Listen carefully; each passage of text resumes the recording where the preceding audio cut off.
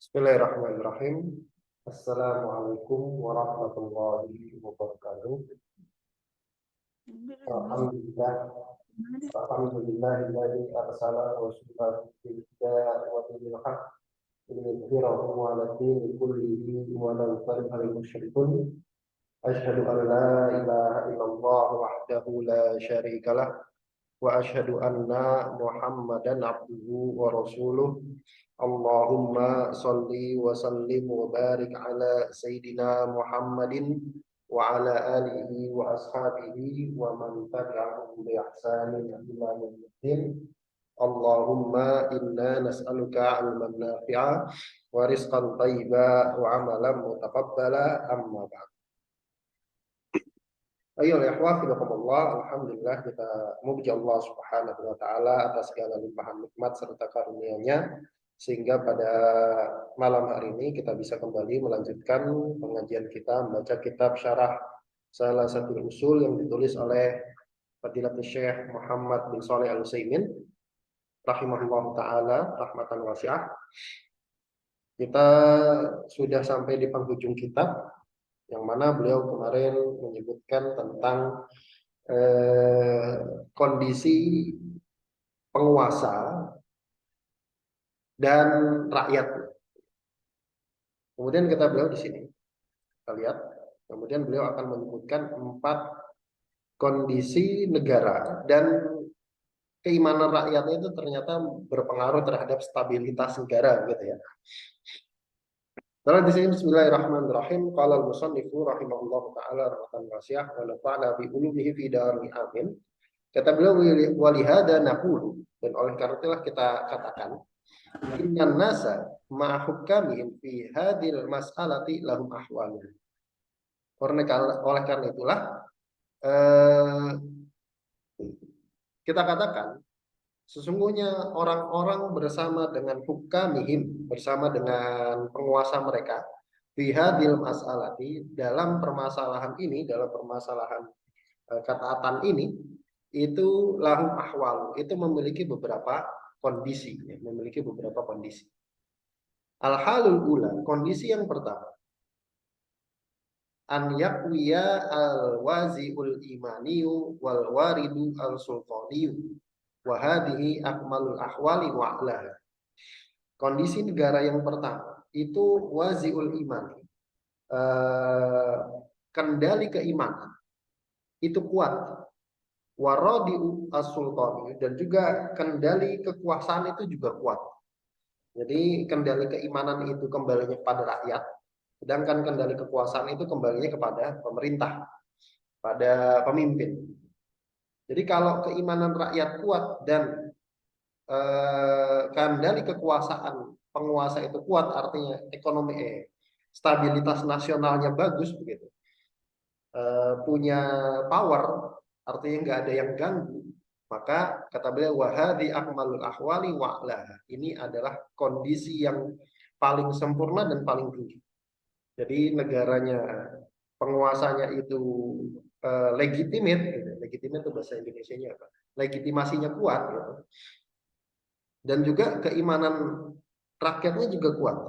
Artinya ketika keimanan rakyat kuat, dia akan tahu bahwasanya termasuk bagian dari keislaman adalah taat kepada pemimpin dalam hal-hal yang ma'ruf. Ketika negara stabilitas nasional itu bagus, legitimasinya itu kuat, artinya nggak banyak gangguan, itu juga bagus. Nah, yang kayak gini ketemu, maka negaranya ini paling sempurna. Kemudian kata beliau al-halu athaniyat, keadaan yang kedua itu keadaan yang adalah ayyad afa al-wazi'ul imaniyu waraditul as-sultaniyu. Kendali keimanan dan kendali kekuasaan itu sama-sama lemah. Sama-sama lemah.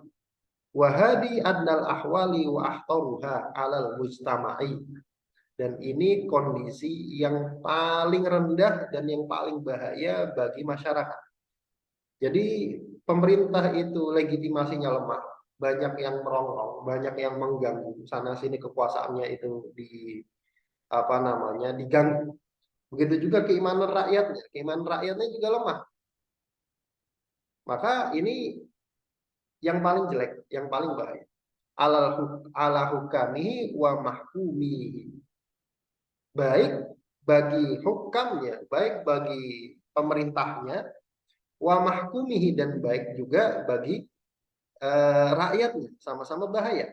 Kenapa? Li'annahu idza da'ufal wazi'ul imani waradi usulqaniyu, karena apabila lemah kendali keimanan dan kekuasaan itu sama-sama lemah ketemu, hasolat al fawdha, maka kekacauan itu akan terjadi, baik itu kekacauan fikriyah, itu kekacauan pikiran, wal khalqiyatu, dan juga kekacauan akhlak, wal amaliyatu, dan juga kekacauan perbuatan atau kekacauan ya perbuatan. Ini kalau negaranya kondisinya seperti ini. Kekacauan pemikiran dan kekacauan akhlak ya jelas karena rakyatnya lemah kendali keimanannya. Kekacauan amaliyah, kekacauan pekerjaan gitu, kekacauan kondisi sehari-hari itu bagaimana ya, karena pemerintahannya juga lemah. Nah, ini negara yang paling bahaya seperti itu. Kemudian al-halus satu, keadaan yang keempat adalah ayyad'ufal wazi'ul imani wa yaqwal radi'u as-sultani. Kondisi yang ketiga itu kendali keimanan rakyatnya lemah, tapi kendali kekuasaannya itu kuat. Jadi rakyatnya keimanannya lemah, pemerintahannya legitimasinya kuat.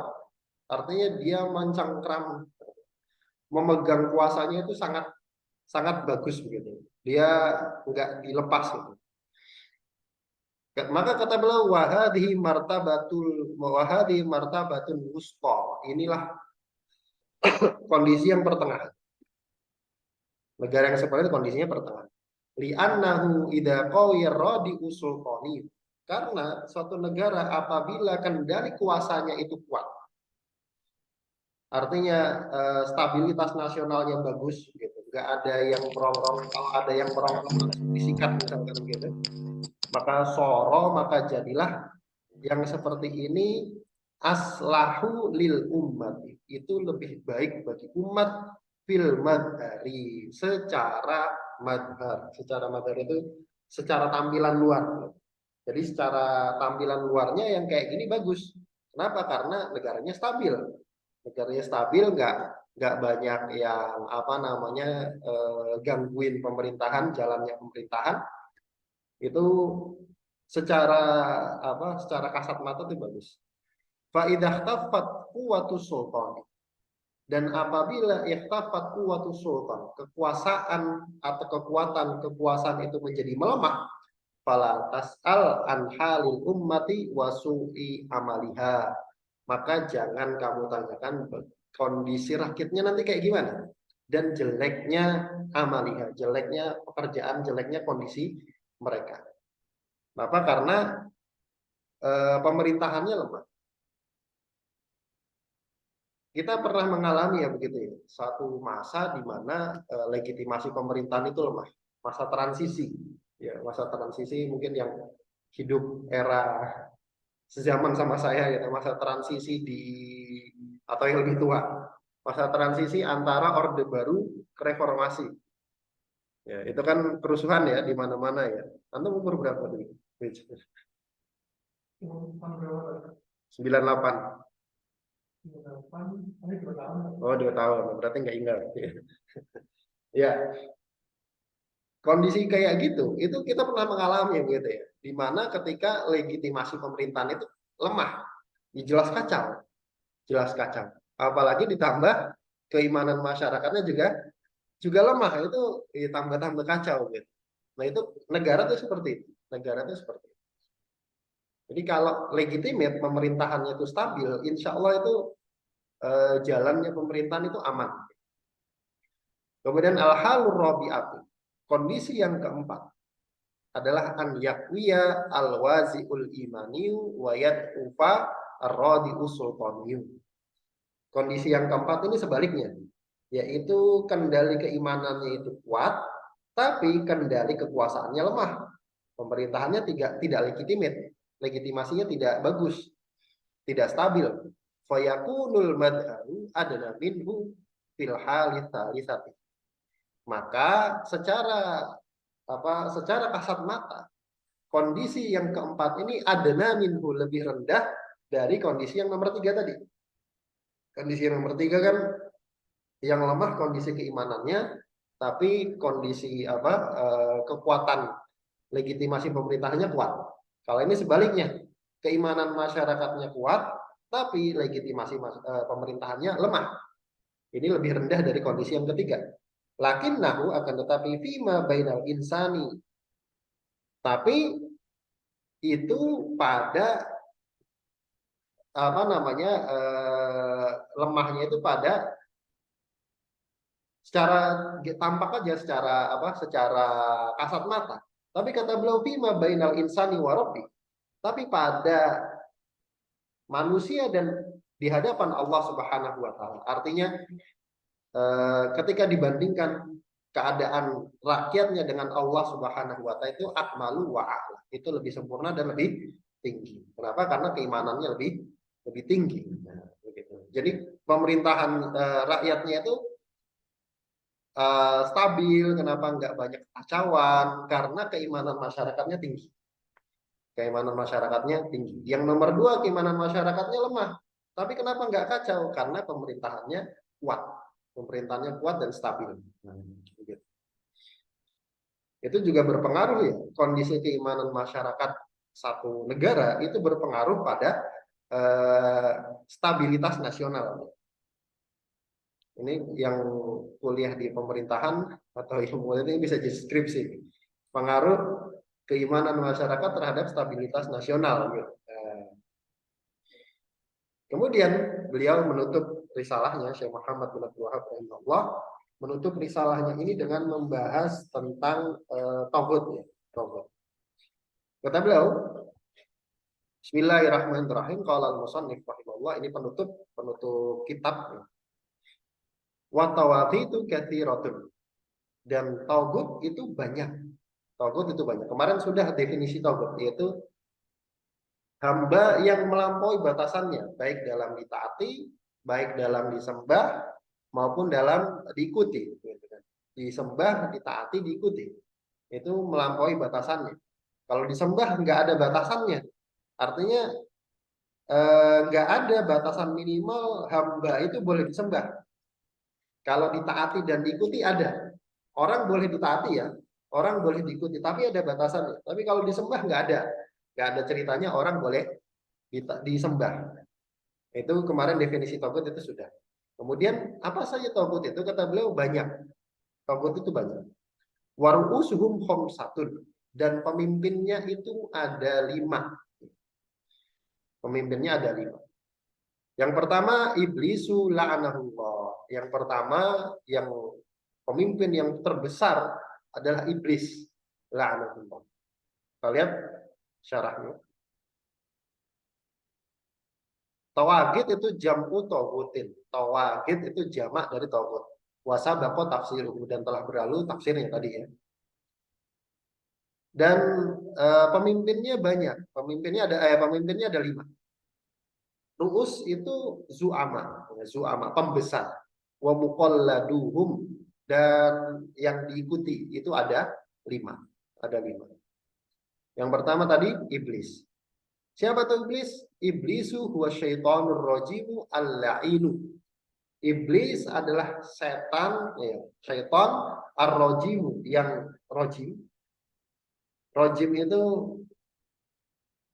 kalau dari akar kata, itu dari kata yang dilempari, dari kata rajam.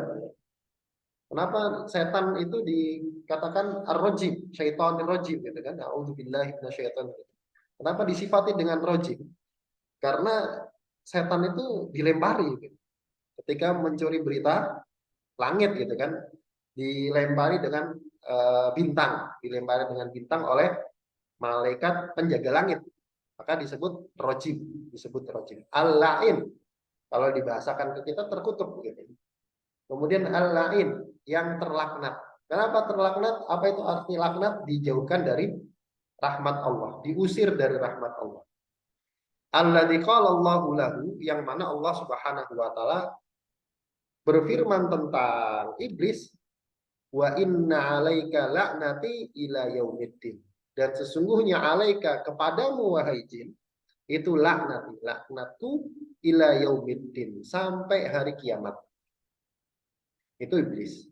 Wa kana iblisu ma'al malaikati fi suhbatihim ya'malu bi amalihim.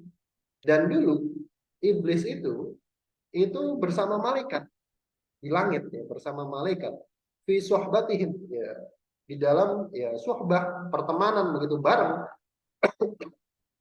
ya'malu bi amalihim, yang beramal, yang berbuat sesuai atau bareng dengan amalannya malaikat. Itu masyhur ya, masyhur ceritanya bahwa saya sebelum iblis itu dilaknat, iblis itu beribadah bareng malaikat. Tapi walamma umiro bisujudi li Adam, tapi tatkala Allah Subhanahu wa taala atau tatkala iblis itu diperintahkan untuk sujud kepada Nabi Adam, zahara ma fihi minal khabathi wal ibai wal istikbari.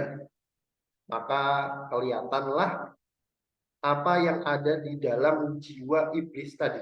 Jadi kenapa iblis itu begitu? Tadinya ahli ibadah gitu, kemudian jadi dilaknat karena ibadahnya itu luarnya saja. Maka kata beliau, tatkala diperintahkan untuk sujud kepada Nabi Adam, itu kelihatan aslinya, gitu. Kelihatan aslinya iblis minal khobath, baik itu berupa kejelekan, keburukan, wal ibai, keengganan, penolakan, wal istikbari, dan kesombongan. Fa'aba wastakbara wa kana minal kafirin. Maka iblis pun enggan dan sombong. Enggan dan sombong untuk mentaati perintah Allah Subhanahu wa taala. Wa kana minal kafirin, dan iblis itu termasuk golongan yang kafir. Wa turida min rahmatillahi azza wa jalla, dan iblis pun diusir, dijauhkan dari rahmat Allah Subhanahu wa taala. Padahal rahmatnya Allah itu luas, tapi karena dia diusir, dijauhkan dari rahmat Allah, dia nggak dapat. Qala Allah Ta'ala, Allah Subhanahu wa taala berfirman, wa idh qulna lil malaikati isjudu li Adam fasajadu illa iblisa aba wastakbara wa kana minal kafirin. Wa idh qulna, dan ingatlah tatkala kami berfirman kepada para malaikat, usjudu li Adam, sujudlah kalian kepada Adam. Fasajadu illa iblis, maka mereka pun sujud kecuali iblis. Nah, ini ada pembahasan menarik sebenarnya, cuma nggak akan saya lebarkan. Coba perhatikan bentuk kalimat. Allah memerintahkan kepada malaikat untuk sujud kepada Nabi Adam, kecuali siapa? Iblis. Sekarang pertanyaannya, iblis itu berarti termasuk malaikat atau bukan? Kenapa? Kan ayatnya wa id qulna lil malaikati isjudu li Adam fasajadu illa iblis. Ingatlah tatkala kami berfirman kepada para malaikat, malaikat, sujudlah kalian kepada Nabi Adam, kecuali iblis. Saya minum air kecuali seperempatnya. Kan gitu kan? Seperempatnya itu berarti air apa bukan? Air. Allah berfirman kepada para malaikat, sujudlah kalian kepada Nabi Adam. Maka para malaikat sujud kecuali iblis. Nah sekarang iblis itu malaikat bukan? Iya. Emang ada dua pendapat ya di kalangan para ulama. Cuma yang paling masyhur ini, yang paling yang paling mendekati kebenaran, ini istisna namanya. Istisna itu pengecualian. Pengecualian yang tidak bareng, yang tidak jadi satu dengan yang dikecualikan. Pengecualian yang tidak jadi satu, tidak bersama dengan yang dikecualikan. Ya ada dalam bahasa Arab seperti itu ada. Ada. Jadi qaumal qaumu illal ibil. Kaum itu berdiri kecuali seekor onta. Kaum itu berdiri kecuali seekor onta. Nah, pertanyaannya, seekor onta itu termasuk kaum itu bukan? Bukan, harusnya kan. Kaum itu kan manusia kan itu.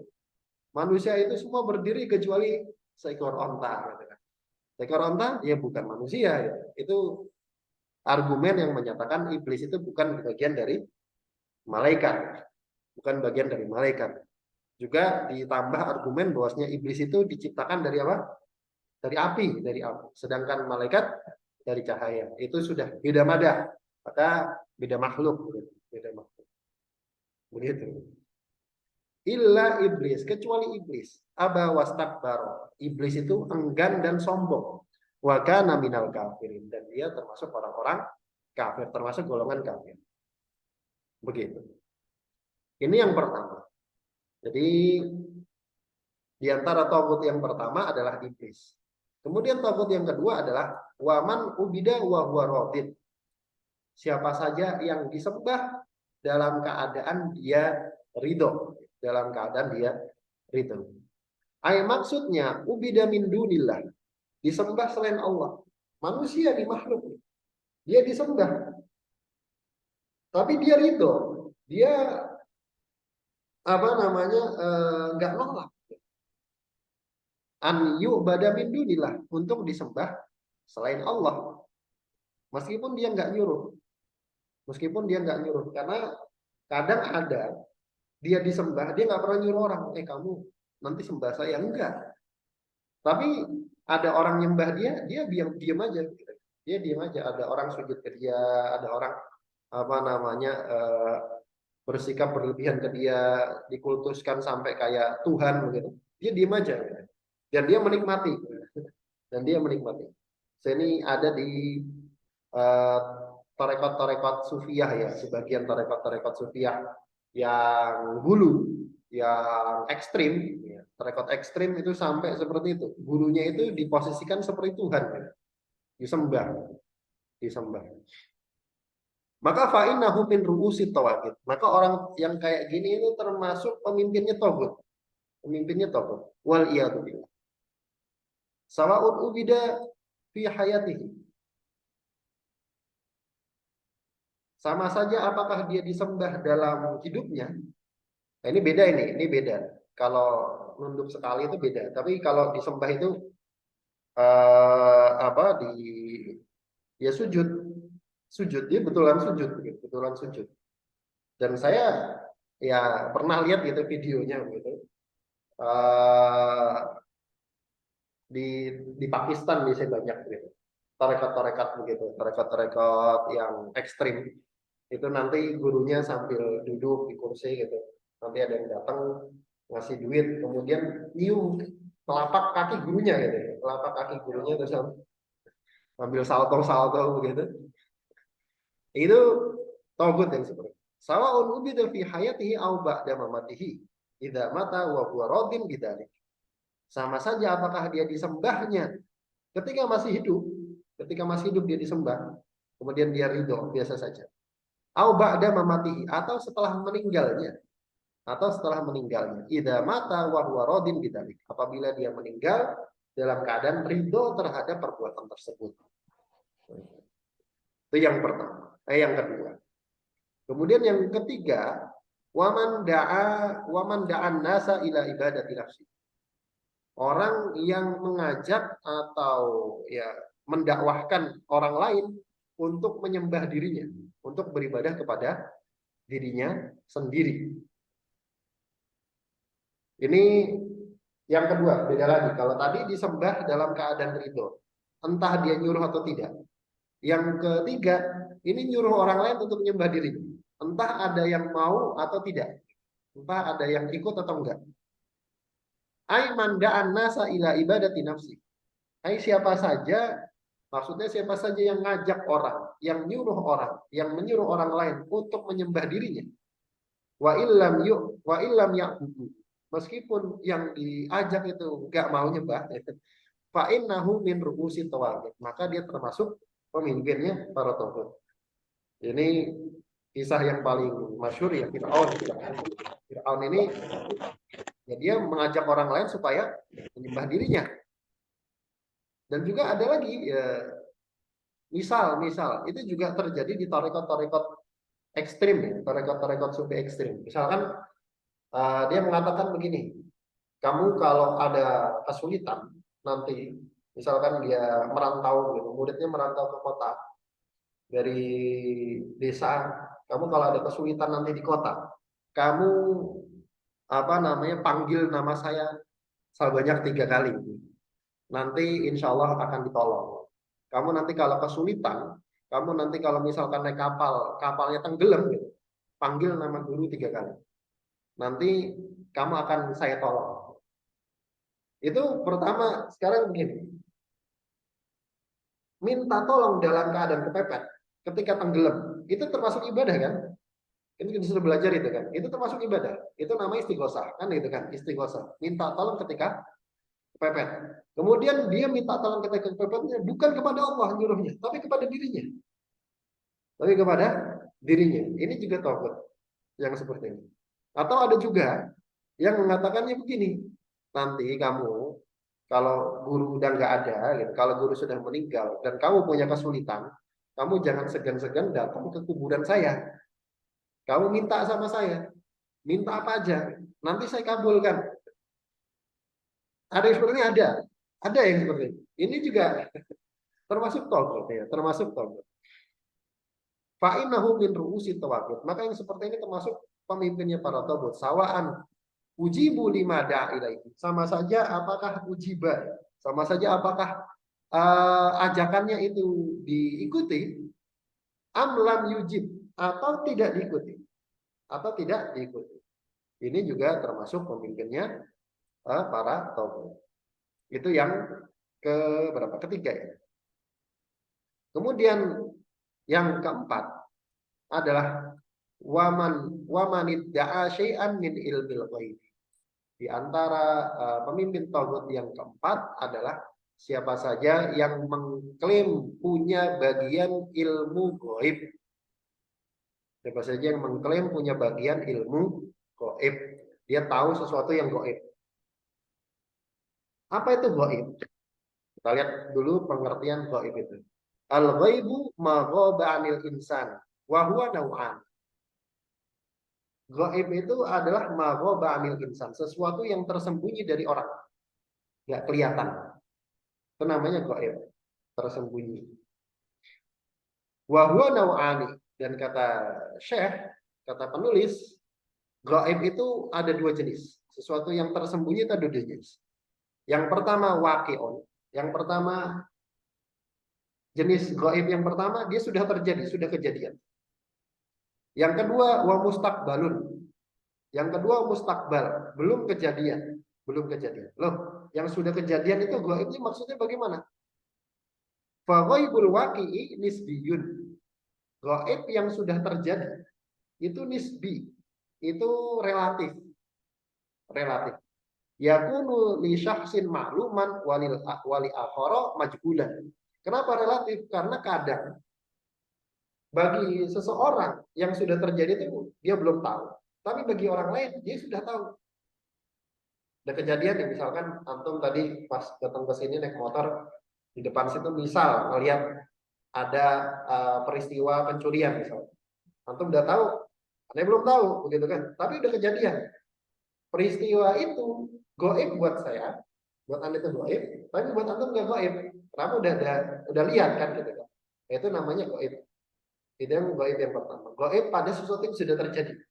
Pada sesuatu yang sudah terjadi. Sesuatu yang sudah terjadi kan nggak semua orang tahu kan, gitu kan? Nggak semua orang tahu. Yang lihat aja dan yang tahu aja yang tahu. Bagi yang belum lihat dan belum tahu, ya itu masih gaib. Itu masih gaib. Yang dimaksud bukan yang bagian pertama ini. Yang dimaksud bukan yang bagian pertama ini. Yang dimaksud mengetahui hal yang gaib adalah bagian yang kedua. Itu apa? Wa ghaibul mustaqbal, yaitu gaib yang mustakbal. Gaib yang di masa yang akan datang. Bukan sekarang, bukan sudah kejadian, tapi nanti yang akan datang. Gaib mustakbal itu hakikiyun. Ini gaib yang benar. Artinya belum kejadian. Sebulan lagi, setahun yang akan datang, begitu kan, 2 tahun yang akan datang, besok, itu gaib. Dan itu hakiki. Dan itu hakiki. La yakunu ma'luman yahadin illallah. Tidak diketahui oleh seorang pun kecuali Allah wahdahu. Satu-satunya. Auman atla'ahu alaihi minar rusul. Atau diketahui oleh orang yang Allah kasih tahu dari kalangan para rasul. Dari kalangan para rasul. Jadi para rasul itu tahu karena dikasih tahu sama Allah lewat wahyu, lewat wahyu. Contohnya ciri-ciri kiamat gitu kan. Contohnya ciri-ciri kiamat yang Rasulullah kasih tahu. Maksudnya di antara ciri kiamat akan terjadi ini, akan terjadi ini, itu kan belum kejadian. Belum kejadian. Dan sekarang itu kejadian semua begitu kan. Apakah kemudian Rasulullah itu dikatakan termasuk ini? Enggak gitu kan. Kenapa? Karena Rasulullah tahu berdasarkan wahyu, berdasarkan perintah, berdasarkan informasi dari Allah. Maka kata beliau, famanidda'a ilmuhu, famanidda'a, maka siapa saja yang mengklaim ilmahu, dia mengetahui hal yang gaib, fahuwa kafirun, maka dia kafir. Jadi orang yang mengaku tahu ilmu gaib, dia ngaku tahu ilmu gaib, maka dia kafir. Li'annahu mukadzdzabun lillah. Karena dia mukadzdzibun lillah, karena dia seolah-olah menuduh Allah Subhanahu wa taala itu berdusta. Mukadzibun lillahi azza wa jalla wa li rasulih. Mendustakan Allah Subhanahu wa taala dan Rasul. Seolah-olah seperti itu. Kenapa coba kita lihat? Qala Allah taala, Allah Subhanahu wa taala itu mengatakan di dalam surat An-Naml ayat ke-65. Qul la ya'lamu man fis samawati wal ardil ghaiba illallah. Katakanlah wahai Muhammad, la ya'lamu, tidak ada yang mengetahui man fis samawati wal ardi, siapa saja yang ada di langit dan yang ada di bumi, tentang ghaiba, tentang perkara gaib, illallah, kecuali Allah. Allah batasi perkara gaib hanya bagi Allah saja. Ini dalam bahasa Arab ini kan namanya hasr ya. La kemudian dikasih illah, penafian kemudian dikasih pengecualian. Ini sama kayak kalimat tauhid. La ilaha illallah. La itu kan penegasian, tidak ada. Kemudian dikasih pengecualian, kecuali. Tidak ada titik-titik kecuali titik-titik.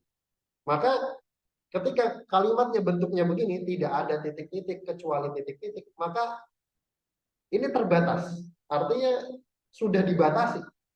Tidak ada ilah yang berhak disembah kecuali Allah. Artinya nggak ada ilah lain. Cuma Allah saja, kan gitu kan? Tidak ada yang bisa mengerjakan hal ini, bisa mengerjakan soal ini kecuali si fulan. Berarti kan cuma si fulan aja yang bisa, gitu kan? Tidak ada apa namanya di dunia ini yang bisa misalkan apa kecuali dia. Itu namanya pembatasan, kan gitu kan? Sama dalam ayatnya Allah katakan begitu. Yang semua yang ada di langit dan di bumi itu nggak ada yang tahu perkara gaib kecuali Allah. Kecuali Allah. Allah yang ngomong begitu. Nggak ada satupun di langit dan di bumi yang tahu perkara gaib melainkan Allah. Allah yang ngomong begitu. Wa ma yashkuruna ayyana yub'atsun, dan tidaklah mereka mengetahui kapan mereka dibangkitkan. Mereka meninggal kapan dibangkitkan mereka nggak ngerti. Bahkan orang yang kadang ngaku tahu perkara gaib pun kalau ditanya kamu matinya kapan dia juga nggak ngerti. Kamu matinya kapan bah? Gitu kan? Ya nggak tahu dia, nggak tahu dia. Nah, kemudian kita bilang wa idza kana Allahu azza wa jalla ya'muru nabiyahu Muhammad. Apabila Allah Subhanahu wa taala itu menyuruh nabinya yaitu Nabi Muhammad sallallahu alaihi wasallam ayyu'lina lil mala'i, untuk mengumumkan, untuk a'lana yu'linu itu i'lan, mengiklankan. Iklan itu dari kata dari bahasa Arab. A'lana yu'linu i'lanan gitu ya. I'lan, i'lan itu iklan gitu. Jadi bahasa Indonesia iklan. Nabi Muhammad, Allah Subhanahu wa taala nyuruh Nabi Muhammad untuk mengiklankan, untuk ngasih tahu, ngasih pengumuman lil mala'i, kepada khalayak, malak itu masyarakat banyak, kepada khalayak, annahu la ya'lamu man fis samawati wal ardil ghaiba illallah. Bahwasanya ini isi pengumuman yang Allah suruh, nggak ada satupun di langit dan di bumi yang tahu perkara gaib kecuali Allah. Allah nyuruh Nabi Muhammad untuk ngumumin itu di masyarakat, di khalayak. Maka fa inna manidda ilmal ghaib, Maka siapa saja yang mengklaim tahu ilmu gaib, faqad kadzdzaballaha azza wa jalla, maka dia sungguh telah mendustakan Allah. Artinya dia mengatakan Allah bohong. Ya nggak? Secara nggak langsung kan gitu kan? Secara nggak langsung dia seolah-olah mengatakan Allah itu bohong. Wa rasulahu fi hadzal khabari. Dan rasulnya dalam kabar ini, dalam kabar ini. Baik. Itu tentang apa namanya orang yang mengklaim tahu ilmu gaib. Gitu, wallahu ta'ala bishawab. Kita cukupkan dulu sampai di sini. Mudah-mudahan yang sedikit ini ada manfaatnya. Yang benar tanya dari Allah Subhanahu wa taala dan Rasulnya. Dan yang salah dari saya pribadi dan dari syaitan, dan saya mohon ampun atasnya. Kita tutup dengan membaca doa kafaratul majelis. Bismillahirrahmanirrahim. Subhanakallahumma wa bihamdika asyhadu an la ilaha illa anta astaghfiruka wa atubu ilaik. Assalamualaikum warahmatullahi wabarakatuh.